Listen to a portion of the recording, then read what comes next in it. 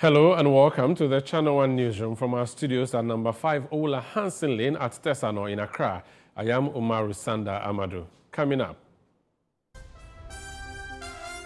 Bagri Dam spillage rescheduled to Monday, August 25. NADMO is calling for immediate evacuation of vulnerable communities.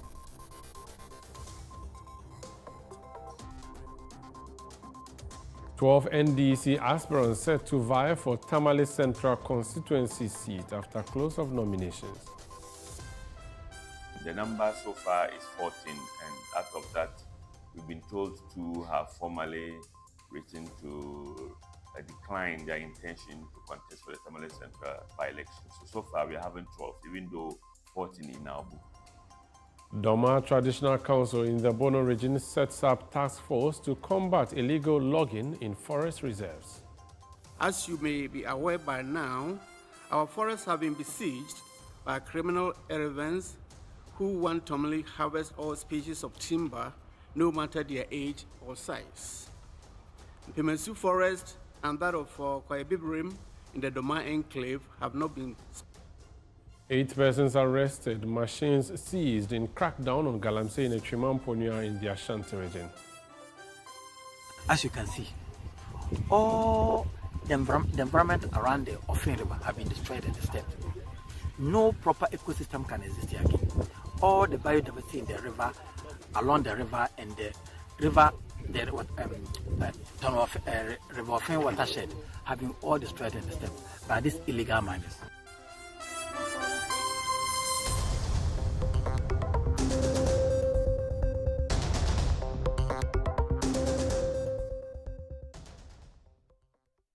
We're grateful that you joined us for the ChannelOne Newsroom on ChannelOne Television. We start off with the possible disaster and how to prevent it. And the annual spillage of the Bagri Dam will begin earlier than scheduled, with dam managers announcing Monday, August 25, instead of initial date of Wednesday, August 27. In a statement on Saturday, Sonabel, the dam's operators in Burkina Faso, said heavy inflows had pushed water levels up faster than expected. The Bagri Dam currently stands at 234.27 meters, about 90.24% of its capacity, just 0.73 meters below its maximum level. Similarly, the Kompianga Dam is nearly full to capacity at 177.90 meters, representing 79.36% of its fill level, and only 2.10 meters below its retention limit. Ahead of Monday's spillage, the National Disaster Management Organization, NADMO, has urged communities along the Blackwater Basin to evacuate immediately. NADMO warned that the exercise, which occurs annually, often triggers floods leading to displacement, fatalities, snake bites, and widespread destruction of farmlands.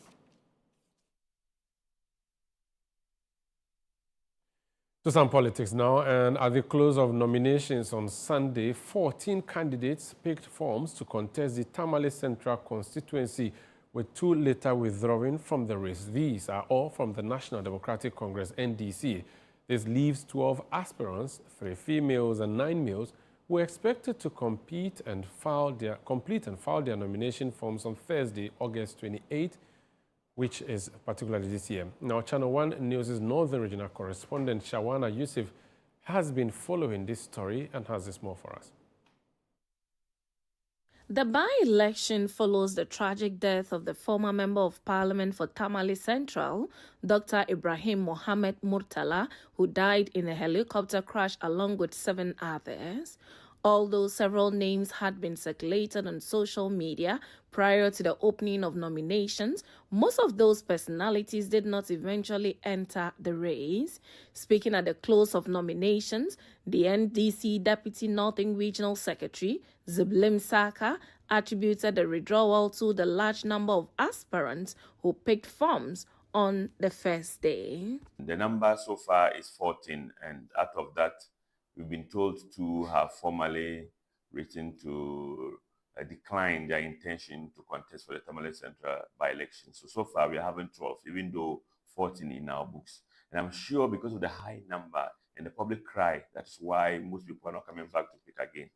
He explained that the number of candidates could reduce further or remain unchanged after vetting, scheduled for August 31st, 2025. The information we are picking is that if somebody is having a dual citizenship, we wouldn't want to detain that. So there's a likelihood possible, but we're not certain for now. Until all of them present their forms, we'll do all the necessary checks and balances. If all of them go through, then that means we have all of the 12 going through. But if not that, if there's any one or two problems, we have to look at it and disqualify. But we don't anticipate disqualifying anybody. Mr. Saka also urged the over 1,550 delegates in the constituency to conduct themselves responsibly ahead of the primaries set for September 6, 2025. He appealed to them to elect a candidate capable of continuing the legacy of the late MP. They shouldn't just look at the money. They should look at the person who has time, who has the humility, somebody who has the focus, somebody who can then perform a position as a member of parliament and possibly a minister as well. For Channel One News, my name is Shawana Yusuf, reporting from the Northern Regional NDC Party office here in Tamale. Let's remain with that story. We are joined via Zoom now to have a further conversation on this particular issue by Deputy Director of NDC's Elections and IT's Directorate, that's Rashid Tanko, to speak more on this particular issue. Rashid, you're welcome to Channel One Newsroom. How is your party, the NDC, preparing for the Tamale Central primaries ahead of the by-election schedule for September 30? Very well, Sandra. Let me say good evening to you and your cherished viewers across the globe. Sandra, we are prepared for the 30th September by-election in Tamale Central. In fact, indeed, today, nominations have been closed for people to pick forms. The picking of forms closed today. And as my Deputy Regional Secretary rightly put it, 14 people have picked their nomination forms. I mean, this is just the first step. There are a series of steps that will be taken on.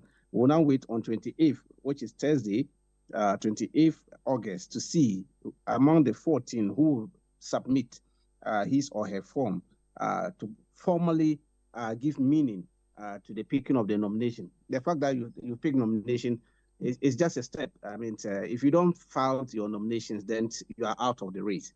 So officially, we will wait on the Thursday, 28th, to see how many of them will officially come and file their nomination. After that, then we will now move further step to the vetting process, which will come on 31st August to assess their capabilities and competencies and qualifications as whether they are true blood NDC members in terms of our constitution, and also they are also qualified in terms of the national constitution. So we will assess them based on these constitutions to make sure that they are properly qualified.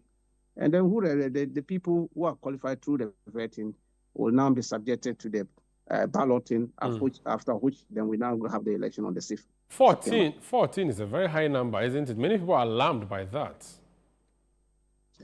Well, it shows the level of confidence people have in NDC as of now. I mean, the work of His Excellency John Dramani Mahama has enabled. In fact, a lot of people are so happy with it across the country. People are giving us thumb up for the 8 months we've been in government. The performance is top notch. And based on that, a lot of people want to be part and parcel of the governance structure of the NDC. I mean, so I'm not surprised this number skyrocketed. I mean, it shows confidence that, yes, the government of His Excellency John Dramani Mahama is performing well. I mean, the former MP did well. All of them are clamoring to be in his shoe, to continue his legacy and all that. I mean, it marks confidence for us. The contrary position is that it actually shows that his fellow party members in his constituency are not showing sympathy at all. It's as if they were waiting for him to go and they clamor to replace him. Many people were saying that it's incredulous. Sandra, I hold different view. I mean, it's a democratic process. Of course, we are mourning within the mourning period, but Electoral Commission came out with a statement and gave a timeline when they will pick a nomination to replace him. And then we have to wait within our internal structures to get a candidate to represent us in that election. And then so we have no luxury of time to wait than to open it within this period. I mean, so, and opening it, of course, you should expect people who want to test their strength before the delegates to see whether the delegates will look on their face. Okay. It's a delegates conference. We've had, and I can assure you, yes. We've heard that 2 persons have withdrawn. Is that a strategy you'll be using to perhaps reduce the number? Well, that's why I'm saying that on the 28th of August, which is Thursday, the filing is from morning up to evening. We would have known those who will actually submit their nominations. Okay. That will inform our further action. Okay. To see those who can go through the process of vetting. I mean, so for the numbers, we are not perturbed because anybody can buy the forms. I mean, even those who are in NPP, PNC and all that can decide to go and buy it for one money. We'll sell it for you. But the vetting will indicate whether you are qualified to contest or not. Okay. I mean, so the numbers don't worry us much, but the process that will indicate who qualifies to be on our ballot paper. Considering that you don't have your opponents running in this election, would it not be an opportunity for you to select a candidate, trusting that that will be the best person to deal with all the problems that you may have, rather than open this up for a contest where you are going to have 12 camps campaigning, and if one of them wins, you never know whether you can trust the remaining camps? Sander, I don't trust our opponent at all. I've been saying it time and again. In fact, just this week, one of their presidential aspirants indicated that he doesn't understand why they are not contesting the Tamale Central by-election. And he's serious about it. I mean, that has been their posture. I mean, they did it in Ablekumanov. They came out with a press statement and said they were not, a press conference and said they were not contesting Ablekumanov. Sander, you and I saw what happened last minute. They jumped into the fray and they were in there. So this Tamale Center, until nominations are filed on the 8th of September and we don't see Kukurudu there or Elephant there, then I can trust that they are not participating. But for now, hearing statement from their senior party leaders, even presidential aspirants, talking about the Tamale reasons why they don't understand why they will not be participating, I cannot trust them for now. But we are battle ready. We want to assess them. We want to use the delegate system. I mean, as social democrats, we will want the people to assess themselves. Let the people decide for us who should lead the party in that constituency. I mean, we don't want to go that route. At FEC level, it was discussed thoroughly, and we all took the decision that let's allow contest, like how we did for Akotia, and had our candidate. It's been very peaceful out there. The 3 of them are working together closely. I mean, this one to the people assess. Okay. It will be free and fair. It will be very transparent. And I can assure you, we will have a very transparent process. In a little over a week, we are going to Akwetia for that by-election. How is that panning out? We are told that you have been deploying bigwigs into the constituency. Is that a strategy you are deploying to Akwetia? Yes, I mean, it's a communal labor. We consider Akwetia as communal labor. And indeed, this week, you are even going to see more representation of party bigwigs in the constituency.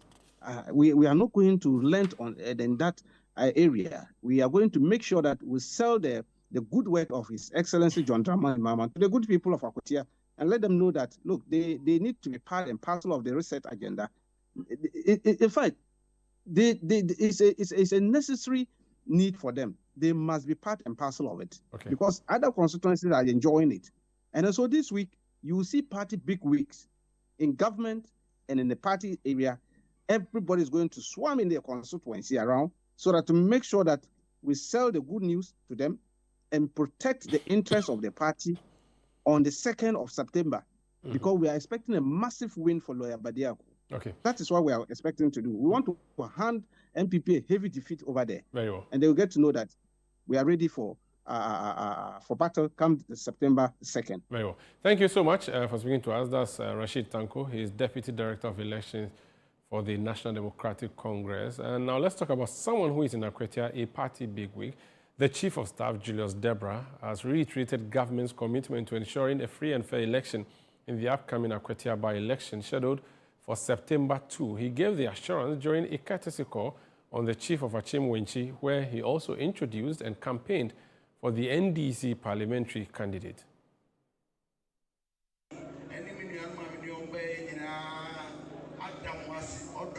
wakyerɛ no ama me ho dream nanso ɔse wo ɛhyɛ ɔbɔ sɛ yɛnnu hwamɔ momfa saa akonnwa yi ɛmfa mu yɛ ne yɛhwɛ ne ɛbɛfim aba na ɔkyena yɛde nsa hɔ aka ho asɛm nyame hyira wo bebree. You're watching Channel One Newsroom on Channel One Television. Still ahead, Doma Traditional Council in the Bono region sets up task force to combat illegal logging in forest reserves. More on that in a bit. Please stay with us.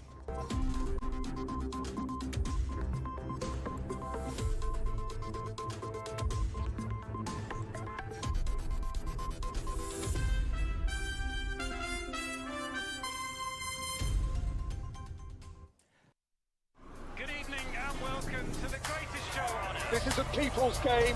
They will be bubbling about this one for weeks and months to come. Let's go!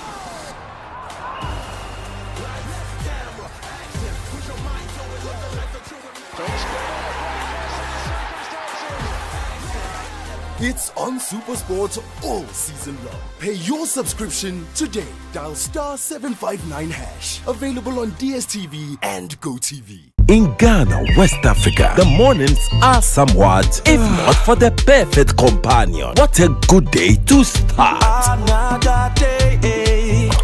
It's always smiles knowing we are together. Ooh, what a feeling. Work is always effective with NASCO home appliances. If it not be you, then who go there? No wahala. If the sun is up, we there for your appetite. Never a dull moment to go for something chill. And Nijepa, I want NASCO fear. NASCO, bring home happiness. Me pay to the baby, sister, me daddy, me chibiana, me mshishimi. I could eat that. Me many tea or somebody me sakani me say. Me made us to take. Sika, sit there to the moon. Juju so mo. Bagi de ho dia. Me na be free. So what you say bag na ma? One na me show. Wow. Say me nya kwamfo biem. Na na mo soli o. Hey!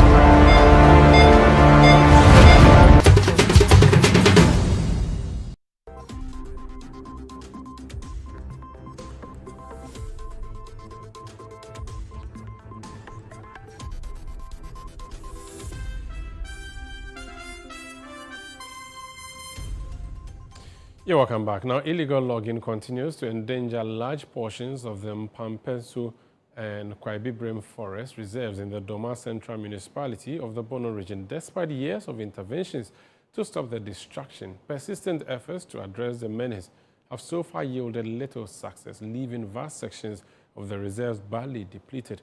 In a decisive move, the Doma Traditional Council, under the leadership of Osajifo Osiadeyo Ajimambedu II, has formed a special task force to intensify the fight against illegal logging. The Osajifo Forest and Timber Protection Committee, chaired by Berima Ose Chumesi Bekwe, has introduced fresh measures to safeguard the forest. The Mpamasu and Kwaibibrem forest reserves, which stretch across the Doma Central Municipality in the Bono region, are facing severe degradation as illegal chains operators continue unchecked. To halt the destruction, the newly formed committee has placed an outright ban on the use of improvised tricycles, a major means of transporting illegally harvested timber. As you may be aware by now, our forests have been besieged by criminal elements who wantonly harvest all species of timber, no matter their age or size. The Pemesu Forest and that of Kwaibibrem in the Doma enclave have not been spared. These forests in Doma are among the hardest hit in this regard. With immediate effect, all makeshift motorcanes and light vehicles adapted for use in cutting lumber are prohibited on all roads, paths, and bushes across the Doma traditional area. All illegal farming activities in the forest must cease forthwith. In this vein, chiefs of the peripheral towns within the forest areas must ensure that their subjects refrain from these practices. Committee Chairman Berima Ose Chumesi Bekwe stressed that the move is crucial to curbing illegal activities and called on the government to provide additional support for forest protection efforts. He further appealed to residents to collaborate with authorities to preserve what remains of their natural environment. As a matter of policy and agency, the government is called upon to arm the Forestry Commission's guards with assault rifles to combat armed perpetrators within our forests. In the interim, government is called upon to establish police and military camps within and at the immediate peripheries of the forests. As a primary function of the police, they must enforce all laws against perpetrators without let. In that vein, we call upon the police to immediately begin to arrest all persons identified or linked to recent forest violence and attacks. Meanwhile, some community members have welcomed the initiative, expressing hope that the measures will help restore the forest reserves. Yeah, I think it's the perfect steps Nananom have taken, because the depletion is devastating, very, very devastating. I went there myself with Osaji for Dr. Ajwambadu last 3 weeks, to be precise, and it was an eyesore. In fact, it's a very good one, and we welcome it. It is said that when the last 3 dies, the last one also dies. We are all going to support Nananom because it is a very good one to support them and protect and preserve our forests for posterity. With the increasing destruction of forest reserves across the country from galamsey and illegal logging, leaders in Doma have shown that using local action could also be used to curtail these menace. From Doma Inkro, Michael Saponinfum, ChannelOne News. Let's remain with the environment, and the Chumamponia District Security Council has declared an unyielding fight against illegal mining and pledged to sustain efforts to clamp down on the menace. Led by the District Chief Executive and Chairman of the Security Council, Ishaq Ibrahim, a joint task force swooped on illegal miners operating along the Agogoso and Ofin rivers near Nyinahini in the Ashanti region. 8 persons were arrested in the operation, while 15 Changfang machines, more than 150 makeshift tents, 100 pumping machines, 15 detectors, and 1 excavator were seized for destruction. Channel One's Ashanti Regional correspondent Tawfiq Mohammed was there for us. As the national fight against illegal mining gathers momentum, the Chumamponia District Security Council is intensifying its crackdown to protect the environment and water bodies in the area. During a joint security operation led by DCE Ishaq Ibrahim, the task force stormed mining sites along the Agogoso of Fen rivers, arresting suspects and dismantling their equipment. Mr. Ibrahim lamented the destruction of water bodies and farmlands by illegal miners, stressing that the aim of the operation is to sanitize and preserve the rivers, which serve thousands of residents in the district. As you can see, all the environment around the Ofin River have been destroyed in the step. No proper ecosystem can exist here again. All the biodiversity in the river, along the river, and the river, River Ofin watershed have been all destroyed in the step by these illegal miners.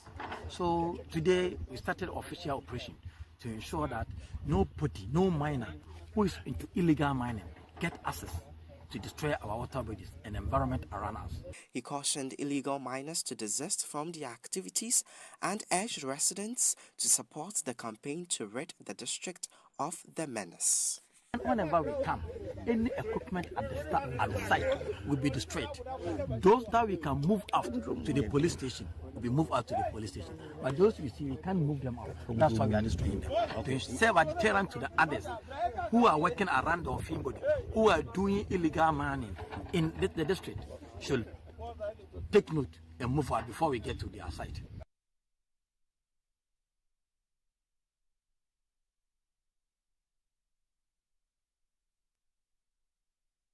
Now, traders along the Ashaiman traffic light stretch are raising concerns over a directive asking them to vacate, arguing that they provide essential services to commuters and residents. The Ashaiman Municipal Assembly has ordered all traders to relocate to a newly designated market to ease pedestrian and vehicular movement. Channel One News' Elizabeth Kabuki Okanse has been engaging both traders and authorities and now reports. The Ashiama Municipal Assembly has launched a decongestion exercise to clear hawkers, traders, and Okada riders operating on pavements and roads within the municipality. 1 week into the exercise, Channel One News team observed notable improvements along the Ashiama traffic lights. The once congested walkways leading to the main station have been cleared, creating weird free-flowing space for both pedestrians and vehicles. But for some displaced traders and Okada riders, the directive has come at a cost. They say their livelihoods have been badly affected. Though the assembly has provided an alternative market space, many argue it is inadequate, pushing some back into unauthorized trading spots. It was 2 days after, before we know, they said we should take our things. We are living here. We said we are living here to where? We went and asked him. He said no, we should go to the Kufuor station. He sent us to that place. When we went there, there is no space at that place. Yeah, do us bebre. San Crawford so answer on bear market in Crawford wo dada.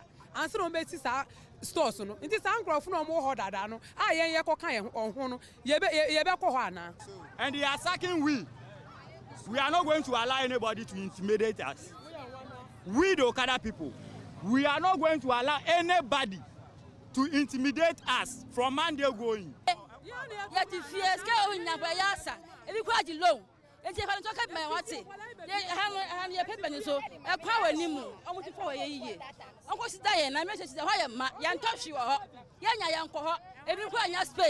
Some drivers, however, welcomed the move, saying it has eased traffic congestion and improved road safety. They urge authorities to strictly enforce the directive to prevent traders from returning. By a bumpire say, a money yes, one day so, and I say 5 minutes so. It's some microphones about the same place. And when I say, almost per se, to home, and ninja, say, no more there, the was. For the more frequent word, Yamapa, Ama Quanuma Mobie, who calls Ombre. Omo hyper, or a bed baby crown who be over. Not traffic baby, in this Ashmani, when assembly Moyaria, Mukoso Yajman. Municipal Chief Executive Freeman Chekpo told Channel One News that measures are in place to ensure the sustainability of the exercise and to keep hawkers permanently off the streets. But what are we looking at as a municipal assembly? We are looking at access, creating access, then also promoting safety. As we have it now, a lot of the traders are taking over the pedestrians' walkways, and then the pedestrians are competing with the cars, and we have cars knocking people on the way. Fortunately for us, we've been able to put up a new modern market. So while we are doing this decongestion, we are making sure that we are packing the new market so that trade, commerce will go on in the new market.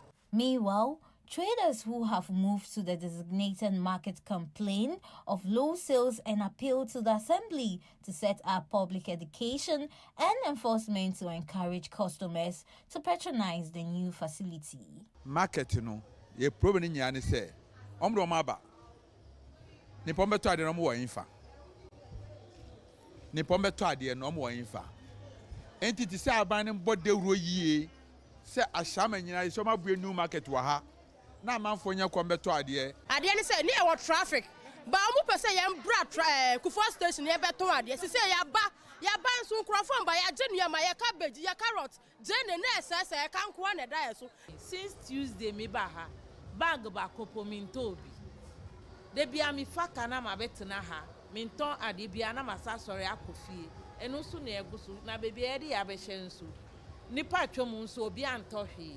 The MC further revealed that the new market would soon be officially commissioned. He stressed that trading along the Ashiama traffic light stretch and other streets would no longer be tolerated, citing health and sanitation concerns. Some of the women have settled in the market, but others have not. We all know that if we will succeed, everybody must go to the market. And if everybody is in the market, then all buyers will also go to the market in order to buy. So the exercise is continuing to ensure that we push everybody to the market. So this is the new market that the Assembly has dedicated for traders who are selling on the street and pavement of the Ashama traffic light. But the question is that they have refused to come to this particular market. They are reporting that they are making low sales here, and they are pleading with the government to educate the people to know that this market is in section. Reporting for Channel One News, I am Elizabeth Kabuki Okansi. And here in our studios at number 5, Ola Hansen Lena Tessano in Accra, I am Umaru Sandamadu. You're watching Channel One Newsroom on Channel One Television. Still ahead. Ashanti Regional Security Council launches investigations into disputed mining site at Tontokrum. More on that when we come back. Please stay with us.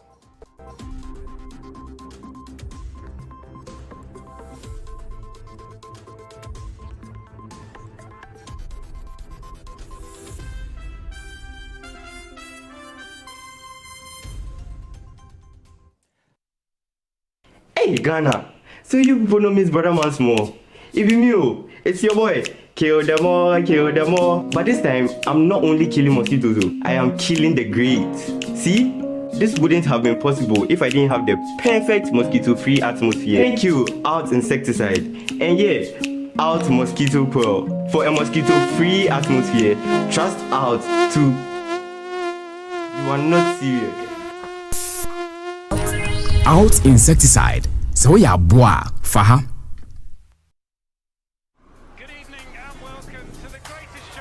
This is a people's game.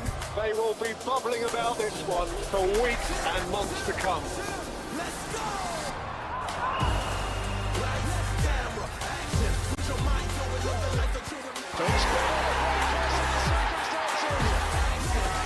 It's on SuperSport all season long. Pay your subscription today. Dial *759#. Available on DSTV and GoTV. How may I help you today? We'd like to open a bank account.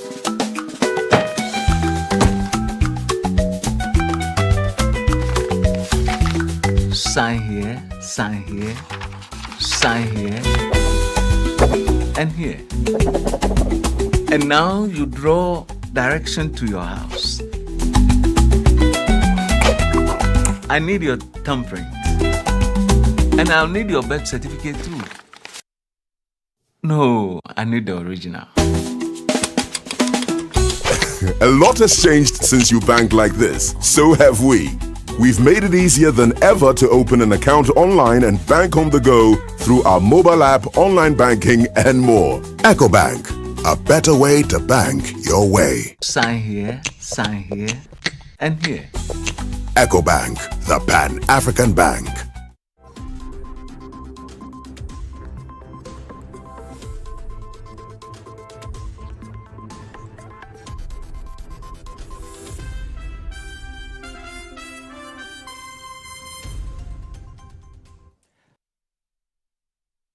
You're welcome back. Now, 5 people have been reported dead following a violent land dispute at Binyiri, a community in the Sola district of the Savannah region.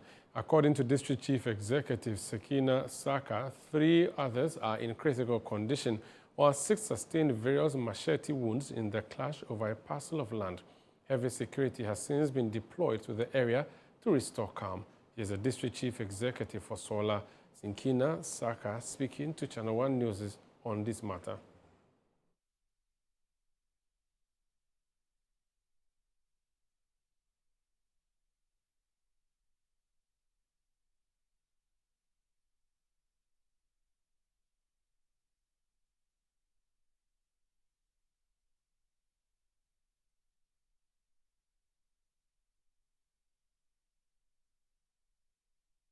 Now, the Ghana Immigration Service repatriated 925 undocumented migrants on May 17, 2025, in a nationwide swoop to decongest the streets. Barely 3 months on, many of them are resurfacing, raising concerns among citizens about the sustainability of the crackdown. Channel One News' Melody Fafa Portofeu has gone back to investigate.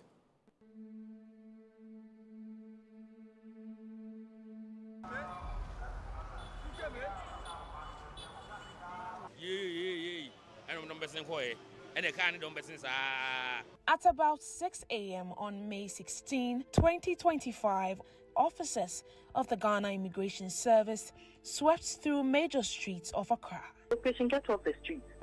There was a similar situation. It happened not 3 years ago or less. And we are here, it's bigger. They came back with a bang. So I don't think we should be excited. A day later, 925 undocumented migrants comprising 819 Nigerians and 106 Nigerians, most of them engaged in street begging, were rounded up and repatriated. The service assured that more would follow. But just 3 months on, many of them are back. Their return is marked by the familiar scenes of children running between cars and pestering pedestrians. Frustrated road user Selassie Coker, who narrowly avoided hitting one of the children, says he is tired of seeing them on the streets.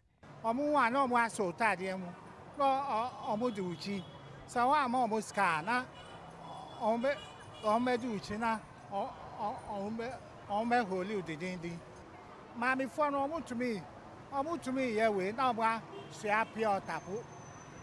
Inkora mu ko business kan pa na omu age afi omu nsem. Wow, ya ba chi omu akọ a mu asa ba bio. Say obi abanu bibi found na ya ba chi omu ko bio. Omu ha adwin, omu amafo adwin too much. Efforts over the years to fully repatriate child beggars and their families have achieved little success.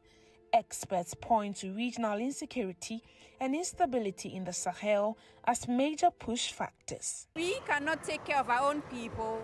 What about the foreigners? I know people migrate to other places for greener pastures, but I think them being on the streets is just not a good idea. So I think government or any individual who has the influence, who can challenge us or other people to bring funds together and create a rehabilitation center for most of these people. I think that should be, or that's one of the way forward for these people, especially those who were, taken out of the country, the foreigners, and now they are back because there's nothing to write home about in their own country. Circle here is our main middle or this thing. Every place we are going, you used to pass circle.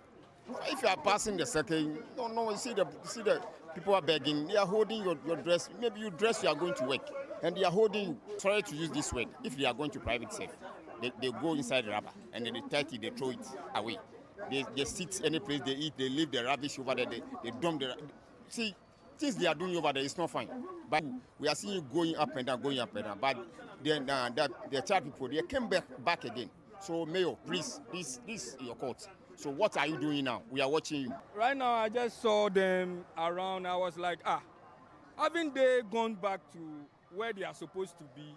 Member of Parliament for Binduri and a member of the Defense and Interior Committee, Isifu Mahmood says it is time for Ghana to tighten its borders and strictly enforce the Immigration Act 2000, Act 573. These people, the hawkers, all our beggars on our street, who are foreigners that we are talking about, they are common. Everywhere they are there.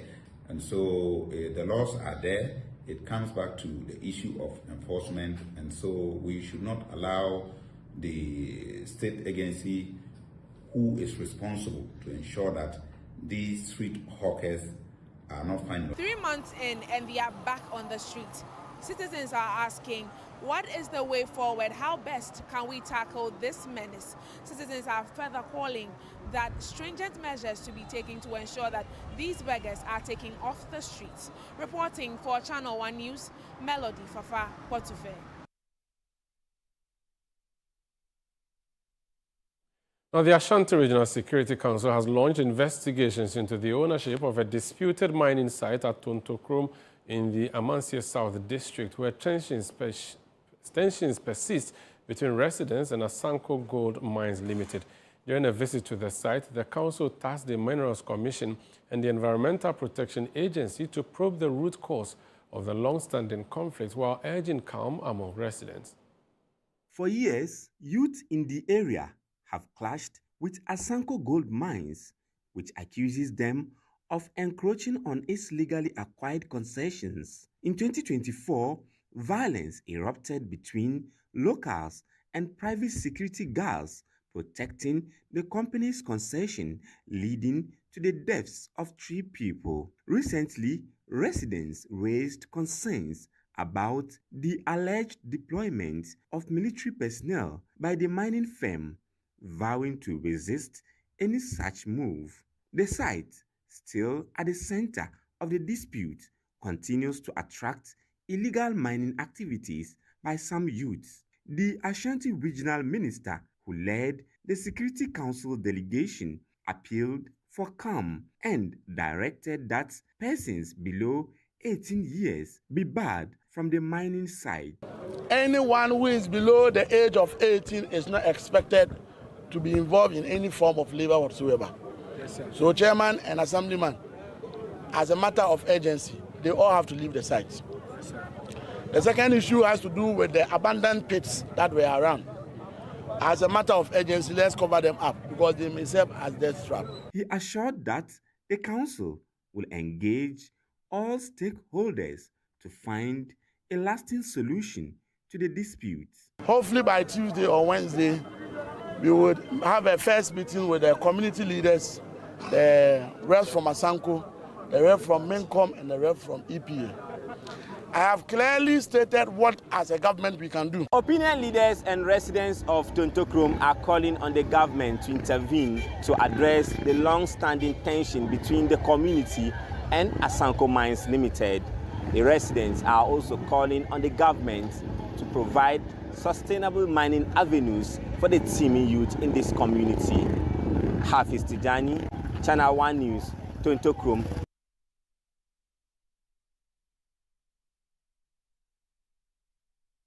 Now, officials of the Electricity Company of Ghana, ECG, in the Ashanti West region are raising alarm over the increasing practice of customers swapping official meters with fake ones in a bid to dodge bill payments. Officials confirm that some offenders have already been arrested and prosecuted, while investigations continue to clamp down on others engaging in the illegal act.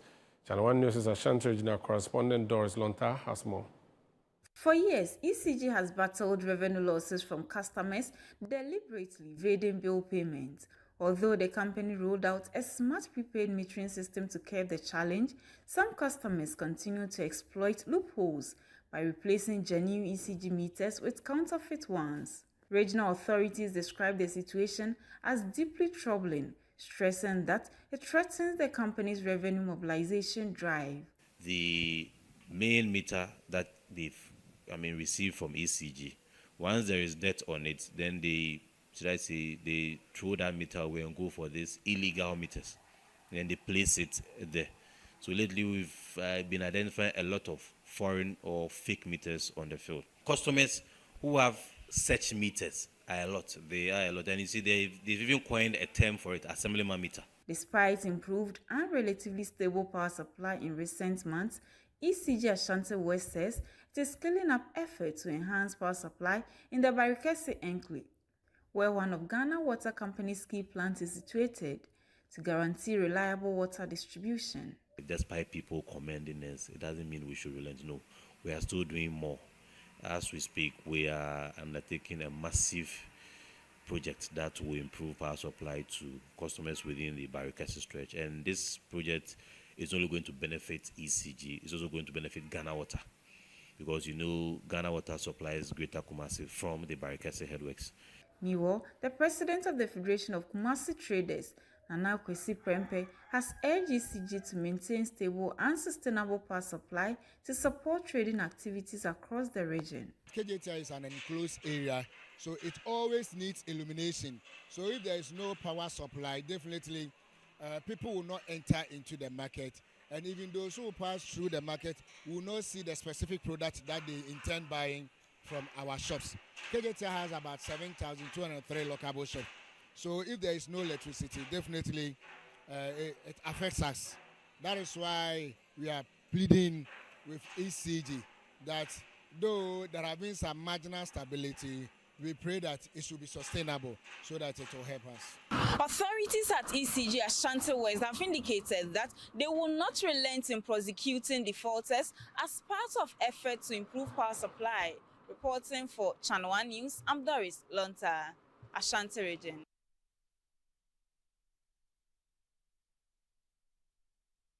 Now, the Ghana Central Municipal Assembly has pledged its commitment to supporting and implementing policies aimed at improving the lives of persons with disabilities. According to the Municipal Chief Executive, Emmanuel Adote-Alote, the government has taken decisive steps to promote the inclusion of persons with disabilities across various sectors of the country. There's more in the following report.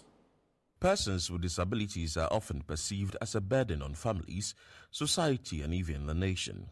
Equipping this group to become self-reliant has therefore become crucial. In response, the Ghana Central Municipal Assembly has provided support to PWDs through the District Assembly Common Fund allocation. Items such as deep freezers, barbering equipment, and fufu pounding machines were presented to help beneficiaries enhance their livelihoods. Speaking at an event to hand over the items, Emmanuel Adote-Alote, the Municipal Chief Executive, stressed that the Assembly is committed to implementing all government policies aimed at improving the lives of persons with disabilities, ensuring that they are not sidelined within the municipality. Through these tools, we hope to build our capacity to start, grow, or sustain your businesses, and by so doing, achieve a measure of economic independence and dignity. The government of His Excellency John Dramani Mahama has shown commitment to disability inclusion from the passage of disability-friendly policies.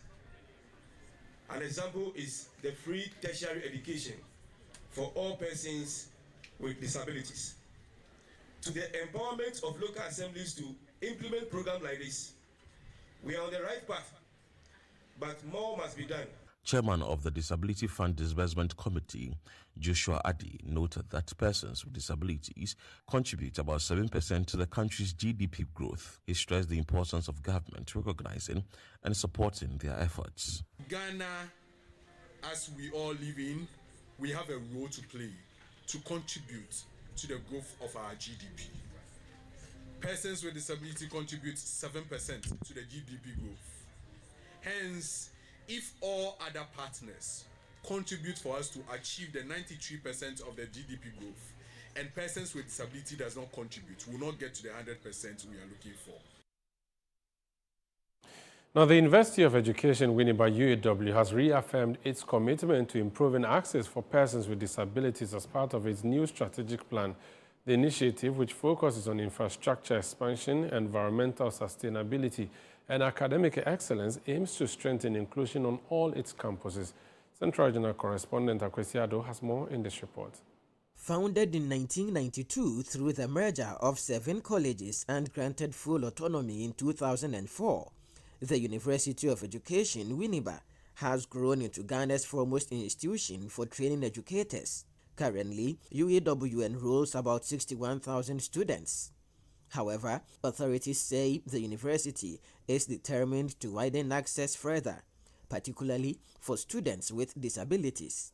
The institution's 2025 to 2030 strategic policy will prioritize infrastructure upgrades, environmental sustainability, excellence in teaching and research, and overall institutional strengthening. Officials say deliberate steps will also be taken to make campuses more disability-friendly, close gender gaps, and enhance the effectiveness of distance learning. The first pillar is the pursuit of excellence in teaching, learning, and research, the very soul of our existence. As a university tasked with producing educators, we must set a higher standard to equip our graduates in shaping minds and societies. The second pillar of the strategic plan focuses on strengthening the institution. The third pillar is our moral compass, anchored on access, equity, and inclusion. We are driven by a principle that education must be a universal right, not a privilege reserved for the few. In this vein, we commit to expanding access for persons with disabilities, the underprivileged, marginalized groups, making provisions for vulnerable populations, bridging the gender gap, and strengthening the delivery of distance education and e-learning. Delivering a speech on behalf of the Minister for Education, Dr. Emmanuel Newman pledged government's continued support for UAW. He stressed that government remains committed to sustaining initiatives such as the no-fee policy for first-year university students and other programs that align with UAW's vision, including free tertiary education for persons with disabilities. Further, this government is committed to ensuring social protection through the implementation of new interventions, including the non-academic fee policy for first-year students in public tertiary institutions and free tertiary education for persons with disabilities. In fact, first-year students have already received a refund. This 5-year strategic policy would serve as the bedrock for providing an accessible education for all. For the Channel One Newsroom, I am Akwesi Ado, UAW, Winneba. Now, the Minister for Works and Housing and Water Resources has reaffirmed the government's commitment to tackling the perennial flooding challenges in Kumasi, expressing concern over the significant financial losses incurred annually. The minister assured that proactive measures are being rolled out under the president's resetting agenda to help mitigate the situation. Channel One News' Ashanti Regional Correspondent Fatih Aminu Ibrahim reports. Research shows that millions of dollars are lost each year due to persistent flooding in Kumasi alone. According to the Minister for Works and Housing, Kenneth Gilbert Eji, the situation is unacceptable and requires urgent intervention. Speaking at a stakeholder validation workshop organized in collaboration with the Ashanti Regional Coordinating Council and officials from selected metropolitan and municipal assemblies in the Greater Kumasi metropolitan area, the minister outlined government's plans to develop a comprehensive flood mitigation project for the region. The whole thing is very disheartening. Looking at the amount of money that the country is losing as a result of floods. It's something that it really hurts. That's part of the reason why you see us here, so that we can curtail it. We are able to do this project after the assessment. Definitely this thing is going to cease. I'm sure for you to see me here even indicates that the government is committed with this project. The minister added that addressing Kumasi's flooding concerns remains a top priority under the government's resetting agenda. And if you listen to my speech, it's part of the government's resetting agenda to ensure that we bring an end to flooding in most of our urban areas, of which Kumasi plays very key. For Channel One News, I am Fatih Aminu Ibrahim, Ashanti.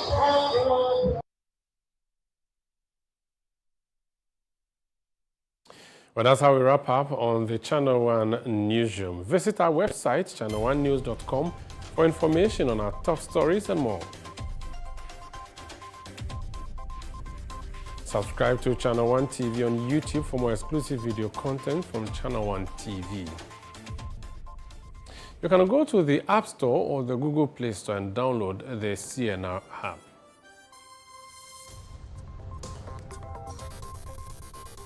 I am Umaru Sandamado. It's been great coming your way. Thank you so much for watching us.